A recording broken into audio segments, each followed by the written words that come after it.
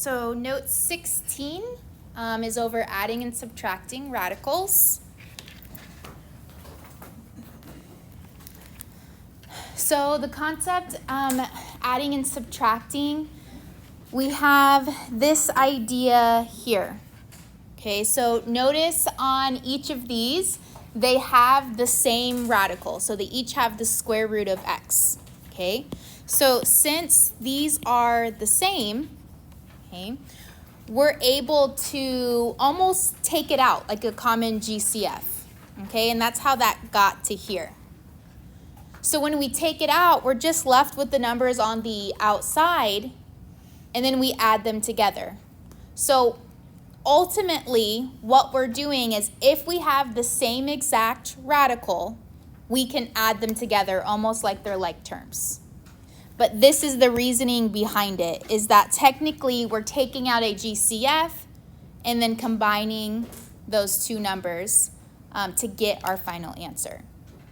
But the big idea is as long as we have the same radical, which means we have the same thing under the radical and the same in value, okay, then we can just add the coefficients in the front.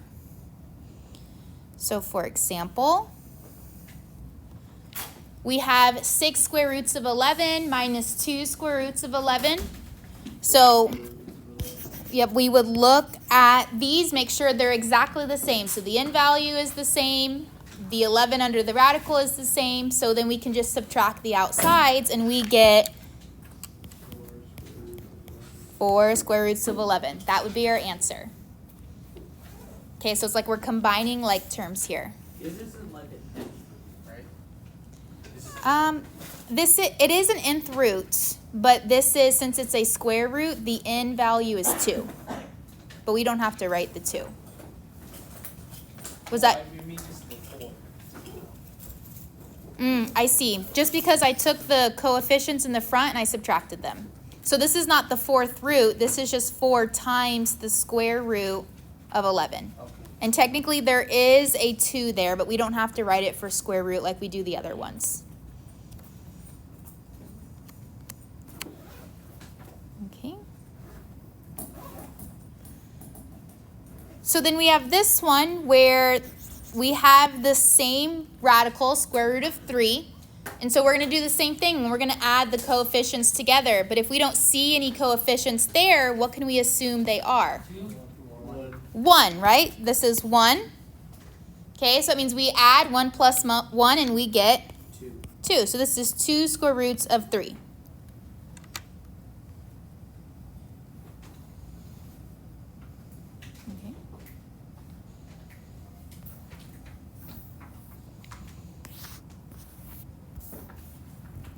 Okay, so same concept, even if under the radical we have variables instead of numbers, as long as they're exactly the same. So we have the cube root of AB, another cube root of AB, and then another cube root of AB. So they're all exactly the same. So I'm going to add or subtract all the coefficients in the front. So I have -2, 7, and then what's in front of that last one? -1, right? We're going to carry that negative with it. So technically we're doing -2 plus 7 minus 1, which gives us 4, which means my answer here is 4 cube root of AB. So I combine all of the coefficients and write that outside of my radical. That was all the same.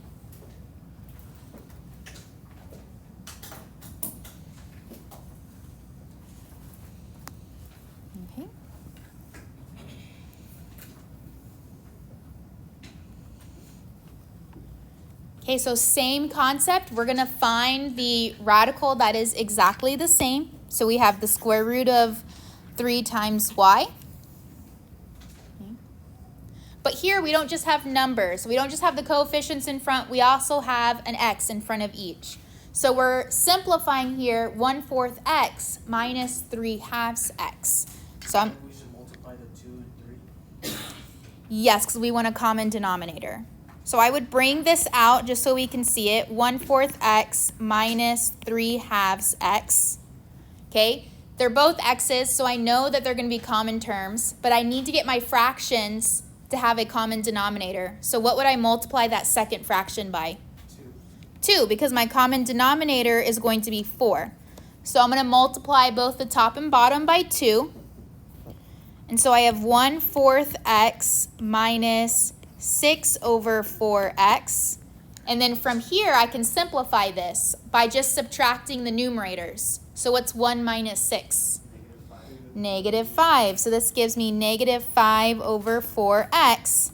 And so I'm going to take that and write it in my answer. But in my answer, I need to make sure I include what? Square root of 3y. Okay, so here was just me simplifying my coefficients in the front. Once I simplified it all, I put it in front of that common radical, which was the square root of 3 times y. Okay. Any questions on this one? Yes? Because I wanted to get them to have the same denominator of 4. Okay. So in order to make it 4, I have to multiply that one by 2. Okay, so let's see.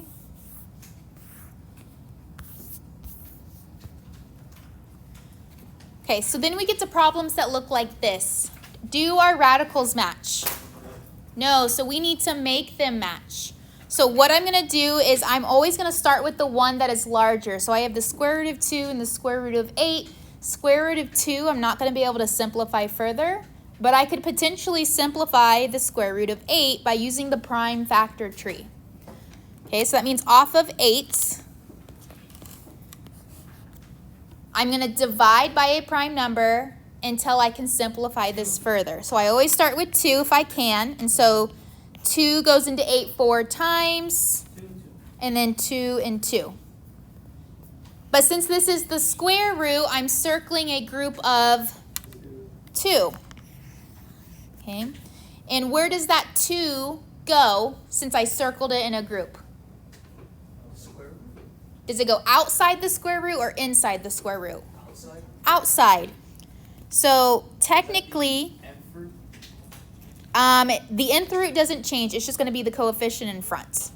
So technically, I have that the square root of 8 is equal to 2 square roots. And how do I know what goes on the inside?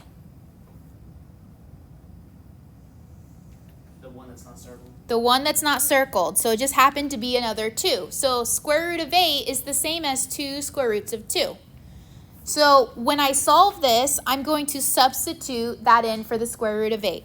So I have 3 times 2 square roots of 2, okay, plus square roots of 2. Okay, so all I did was take this and replaced it, the square root of 8 with it. Okay, so then I'm going to simplify this, and once I simplify this, you'll notice that I'm going to have a common root between the two of them. So I simplify this just by multiplying these two numbers on the outside. So what's 3 times 2? 6. So I have 6 square root of 2 plus square root of 2. Now I have common radicals, which means my answer is going to be 7 square roots of 2. So this is my answer. So in order to completely simplify this, I had to get the same radical. Okay, I know that I can't simplify the square root of 2 any further because 2 is prime. So that's why I simplified the square root of 8 using the prime factor tree. I simplified that to 2 square roots of 2, which I knew I was on the right track because the other radical was a square root of 2. Okay, plugged it in and then simplified. Any questions?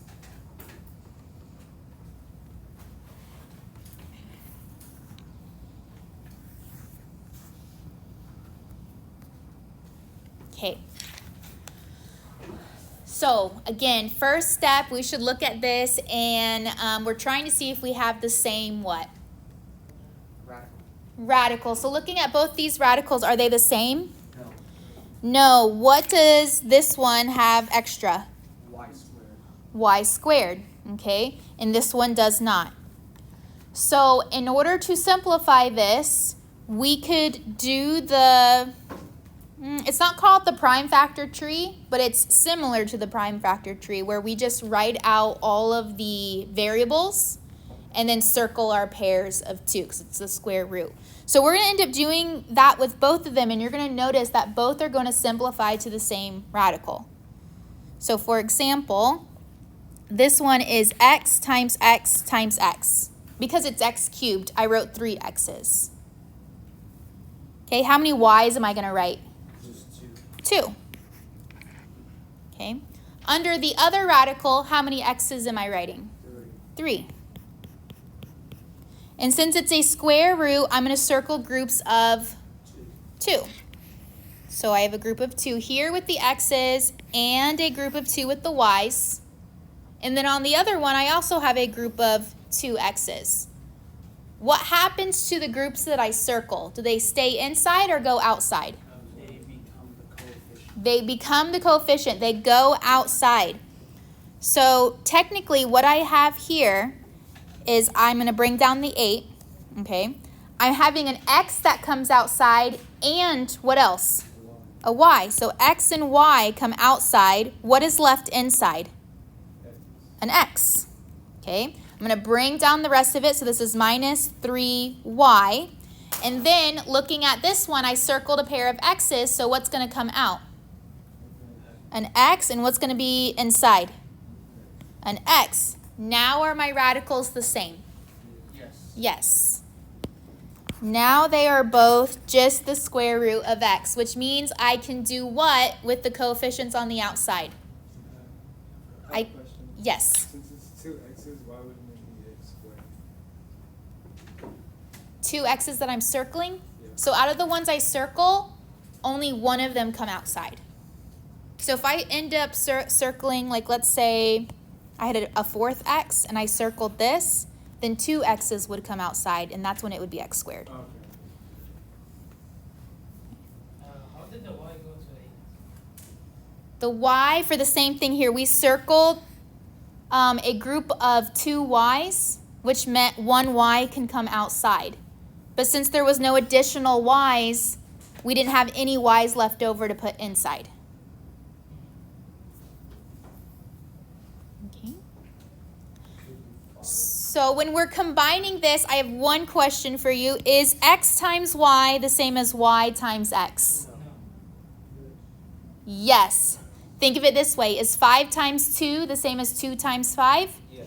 Yes. So because of the multiplication property, these are the same thing, which means that they are like terms that we can combine. So what is 8xy minus 3xy? We could just write this as xy. 5xy. 5xy.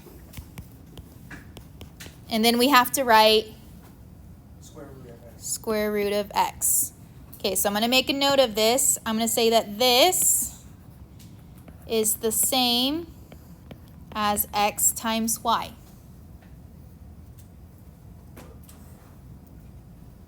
Okay, because we can always go back to the numerical example. Okay, when you multiply 2 numbers, the order doesn't matter. You get the same answer.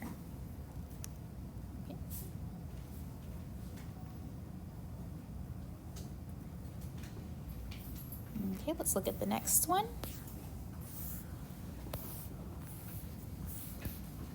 Okay, so notice they're getting a little bit more complicated each time, but the process is the same. Okay, we're going to have to look at each of the radicals and then ask ourselves, are they the same? So in this one, are they the same? No, they're all different, which means I need to go through each one and see if I can use the prime factor tree to simplify the numbers, and or write out all the variables and see if I can circle any pairs. Okay, so that's what I'm going to do for each one. Okay, so starting with 50, the square root of 50, I'm going to do the prime factor tree and start with the number 2 because that's the first prime number that can go in. So 2 divides into 50 25 times. Can 2 go into 25? Can 3 go into 25? No, I don't think so. Then what's the next prime number after 3? 5. Can 5 go into 25? Yes. How many times? 5. 5. Okay, so since this is still the square root, I'm going to circle a group of 5. 2, which is the 5s. Okay? And then I'm going to move on. Before I start bringing anything out, I'm going to move on to the x's and the y's. Okay, so for x's, x squared tells me there's how many x's? 2. For y to the 5th, this tells me 5 y's. Okay, and I'm still circling groups of 2. So what does this tell me about the x's? Good. 1's going to go outside. Is there any left on the inside? No. What does this tell me about the y's? 2 are going to go on the outside, and so when we multiply that, that's y squared. And how many is left on the inside? 1. So I'm going to simplify this one with everything that we did. And so we said 5xy squared. That is all going on the outside based off everything that I circled. And then what's left on the inside is 2y. Because the 2 we didn't circle in a group, and then the y didn't have anything circled in the group either. So it has to stay inside. What I tell my high school students, because when they struggle with this, I tell them, you can't leave the house unless you have a buddy. Okay, so all the ones with a buddy can go leave the house, but if you don't have a buddy, you got to stay home.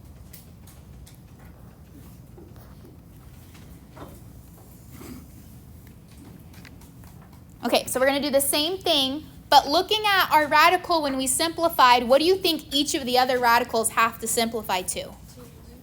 The 2y, in order for us to be able to add or subtract them together. So that's going to be the goal.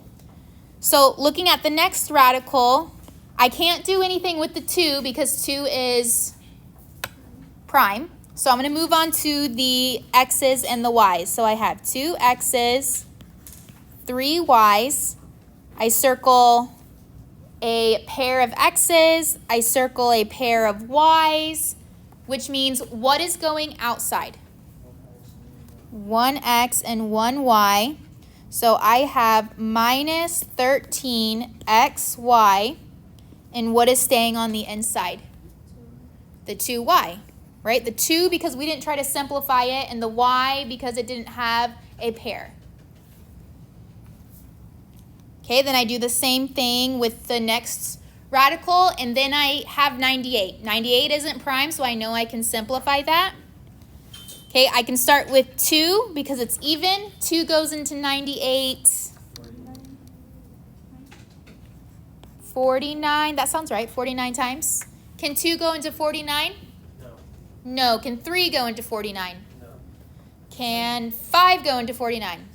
7 is the next prime number. So 7 goes into 49 7 times. So that tells us we have a pair of 7s that are going to come out. Okay, then I do my y's. And how many pairs of y's are going to come out? 1, because I can only circle 1 pair here. Okay, so I bring down the plus xy. But the 7 I know is coming out, and I like to put my numbers in front of my variable. So it's going to be plus 7. Okay, there wasn't any other x's, so I'm going to bring that x down. But instead of writing y times y, I can write y squared. And what's left over in the radical? 2y. 2y. Question. Yes. Is xy the same as xy squared or no? No, it's not. So when we get to simplifying that part, that means we can only combine the like terms. So in our case would be the 5xy squared and the 7xy squared. And the other one is just going to be brought down. Okay. So that's what we're going to do. We see that these are all the same. And again, when we're combining like terms, we notice these are the only ones that are similar. So that means we can only add those coefficients together. So what's 5 plus 7? 12. So we have 12xy squared, square root of 2y. And then the negative 13xy didn't have anything in common with the other one. So I'm just going to bring it down. Minus 13xy square root of y squared. The only other thing I could think of from here, if we wanted to try to simplify it further, is we could take out a GCF. And what would that GCF be? X. Would it be Y? X, y, and what else? Because they have an x in common, they have a y in common, And square root. and a square root in common. So I can take out xy square root of 2y. And what am I left over from the first term? 12Y 12y minus 13. minus 13. That would be as simplified as I could get it. However, I would accept both answers, right? If you just wrote this one without taking out a GCF, that's good. But if you saw, okay, maybe I can simplify more by using my factoring skills and take out a GCF, this is also okay.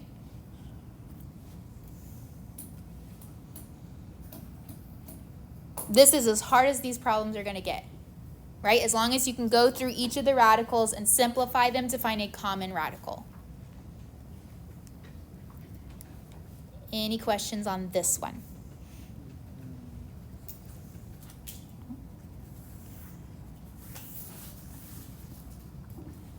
Okay, so we're going to do the same thing here. We're going to look at each of the radicals and try to simplify them as much as possible. I can't do anything to the 2 because it's prime, but I see that I have 2 x's, which is a pair that I can take out. So this is 3x square root of 2. Okay.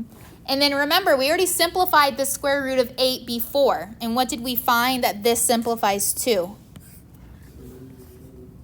2 square roots of 2.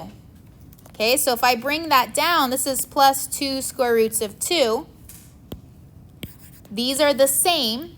So now I can combine everything on the outside. However, can I combine a 3x with a positive 2? No, so I'm just going to write them together. I'm just going to write 3x plus 2 times the square root of 2. Almost as if I took out the GCF of 3x plus 2. well, this is similar to just saying square root of 2, and what's left? 3x plus 2. It's like I'm taking out a GCF of that common radical. Okay, these two things mean the same thing. Just where the radical is, because it's multiplication, it does not change the answer. Okay, so again, since I cannot combine 3x plus 2, I have to leave it that way.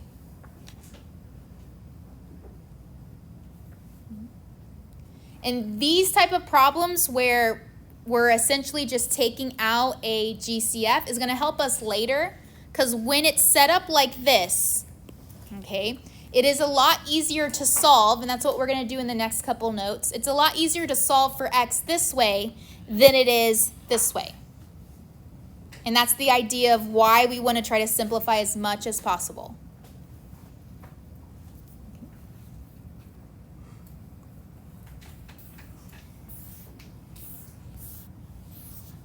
Oh, and that is it.